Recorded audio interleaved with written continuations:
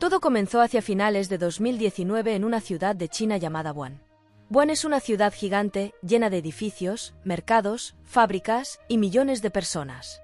Era un lugar muy activo y, como en muchas ciudades, había mercados donde se vendían todo tipo de productos, desde frutas hasta animales vivos. Y fue precisamente en uno de esos mercados donde se cree que el coronavirus pudo haber saltado de un animal a los humanos. El problema es que, al principio, nadie sabía lo que realmente estaba pasando. Las primeras personas que se enfermaron pensaron que era una gripe común. Tenían fiebre, tos y, en algunos casos, les costaba respirar, pero no era algo que en ese momento pareciera tan grave. Sin embargo, con el paso de las semanas, más y más personas comenzaron a enfermarse y los médicos en Wuhan empezaron a notar algo raro. Este no era un resfriado común. Las personas se estaban enfermando de una manera muy rápida y algunos de ellos, especialmente las personas mayores o con otros problemas de salud, estaban desarrollando complicaciones graves como neumonía, que es una infección muy seria en los pulmones. Fue entonces cuando los médicos de Wuhan se dieron cuenta de que estaban tratando con algo completamente nuevo. Identificaron el virus como un coronavirus, un tipo de virus que ya se conocía pero que, hasta ese momento, no había causado tantos problemas a nivel global. A este virus lo llamaron COVID-19, un nombre que viene de CO por corona, V por virus, D por disease, que significa enfermedad en inglés, y el 19 porque fue descubierto en el año 2019. Al principio, las autoridades chinas intentaron controlar el brote cerrando la ciudad de Wuhan por completo. Esto significa que nadie podía entrar ni salir de la ciudad, y las personas que vivían allí tenían que quedarse en sus casas. Las calles de Wuhan, que normalmente estaban llenas de coches, motos, bicicletas y personas yendo de un lugar a otro, de repente se vaciaron por completo. Era como una ciudad fantasma. Mientras tanto, los hospitales en Wuhan comenzaron a llenarse de pacientes que llegaban con síntomas graves de COVID-19. Los médicos y enfermeras trabajaban sin parar, pero pronto se dieron cuenta de que no podían hacer frente a la cantidad de personas que necesitaban atención médica. A pesar de los esfuerzos por contener el virus en Wuhan, este se empezó a propagar a otras partes de China. Las personas que habían estado en Wuhan y no sabían que estaban infectadas viajaron a otras ciudades y regiones, llevando el virus con ellas. Como si eso no fuera suficiente, el COVID-19 no se quedó solo en China. Gracias a los aviones y a los viajes internacionales, el virus comenzó a llegar a otros países. Primero aparecieron casos en otros lugares de Asia, como Japón, Corea del Sur y Tailandia, pero después el virus saltó a Europa, América y África. De repente, lo que parecía un problema localizado en China se convirtió en una preocupación global. En algunos países, al principio, las autoridades no le dieron mucha importancia. Pensaban que era solo un problema lejano que no iba a afectarles, pero eso cambió cuando los primeros casos empezaron a aparecer en sus territorios. En Europa, por ejemplo, Italia fue uno de los primeros países en verse gravemente afectado por el virus. En cuestión de semanas, el número de contagios en Italia comenzó a aumentar de manera alarmante y los hospitales empezaron a llenarse de pacientes con síntomas graves de COVID-19. Fue entonces cuando la situación se volvió realmente seria para el resto del mundo. La Organización Mundial de la Salud, OMS, que es el organismo encargado de la salud a nivel global, declaró oficialmente que el COVID-19 era una pandemia. ¿Y qué es una pandemia? Es cuando una enfermedad se extiende a nivel mundial y afecta a muchas personas en diferentes países. Esta declaración de pandemia cambió todo. Los gobiernos de todo el mundo comenzaron a tomar medidas drásticas para intentar frenar la propagación del virus. La primera y más común medida fue la cuarentena o confinamiento. Esto significaba que las personas tenían que quedarse en sus casas y no podían salir a menos que fuera estrictamente necesario, como para comprar comida, medicamentos o por motivos médicos. Las calles, que normalmente estaban llenas de vida, se quedaron vacías. Los comercios cerraron, las escuelas también, y muchas personas empezaron a trabajar desde casa. Este confinamiento fue un gran cambio para todo el mundo.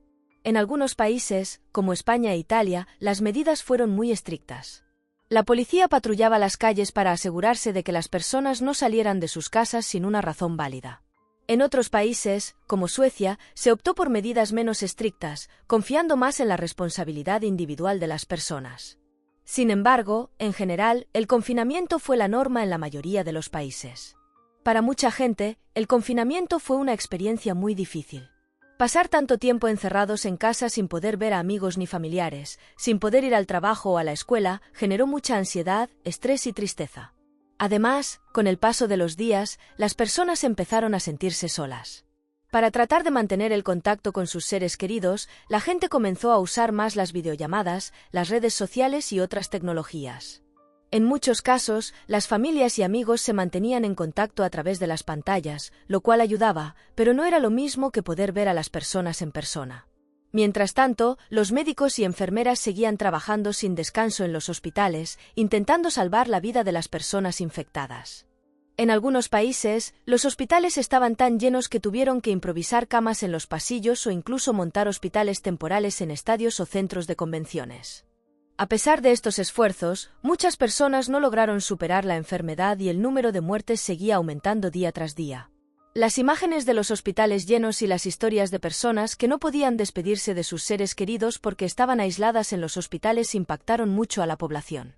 El miedo al contagio y a la enfermedad hizo que la gente comenzara a tomar más en serio las medidas de prevención, como el uso de mascarillas y el distanciamiento social. El uso de mascarillas se volvió obligatorio en muchos lugares públicos y la gente tenía que mantener una distancia mínima de 1 metro o 2 para evitar contagios. A pesar de todo esto, el virus seguía propagándose y parecía que no había una solución clara a la vista. Fue entonces cuando los científicos de todo el mundo comenzaron a trabajar incansablemente para desarrollar una vacuna. Normalmente, el desarrollo de una vacuna toma muchos años, pero en este caso, debido a la gravedad de la situación, los científicos lograron desarrollar varias vacunas en tiempo récord.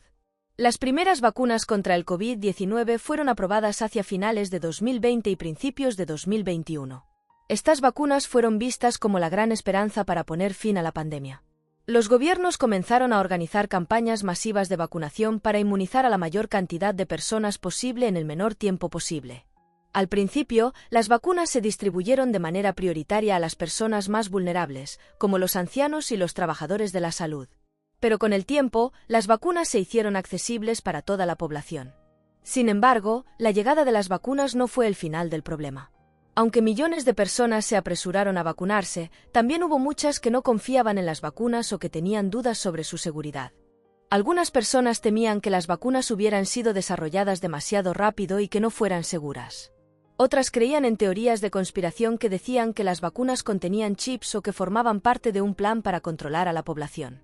Estas ideas, aunque no tenían base científica, se difundieron rápidamente a través de las redes sociales y generaron mucha confusión y desconfianza. Mientras tanto, el virus seguía mutando y aparecieron nuevas variantes del COVID-19, como la variante Delta y la variante Omicron, que eran aún más contagiosas que la versión original del virus. Estas variantes complicaron aún más la situación porque, aunque las vacunas seguían siendo efectivas para prevenir enfermedades graves, algunas personas vacunadas también podían contagiarse, aunque de forma más leve. En muchos países, las personas comenzaron a recibir dosis de refuerzo de las vacunas para aumentar su protección contra las nuevas variantes. El proceso de vacunación masiva fue un desafío logístico enorme. Los gobiernos tuvieron que organizar centros de vacunación, distribuir millones de dosis y asegurarse de que la población recibiera las vacunas en el orden correcto. Las personas hacían largas filas para vacunarse, en algunos casos, las citas se agotaban rápidamente. Además de las vacunas, se siguieron aplicando otras medidas de prevención, como el uso obligatorio de mascarillas en lugares públicos, el distanciamiento social y la reducción del aforo en eventos y comercios. En muchos lugares, las reuniones sociales y los eventos masivos seguían siendo limitados o estaban prohibidos por completo. La pandemia también tuvo un impacto económico devastador. Millones de personas perdieron sus empleos debido al cierre de negocios y a la disminución de la actividad económica. Los sectores más afectados fueron el turismo, la hostelería, los restaurantes y los espectáculos. Mucha gente tuvo que reinventarse, buscar nuevas formas de ganarse la vida o depender de ayudas del gobierno.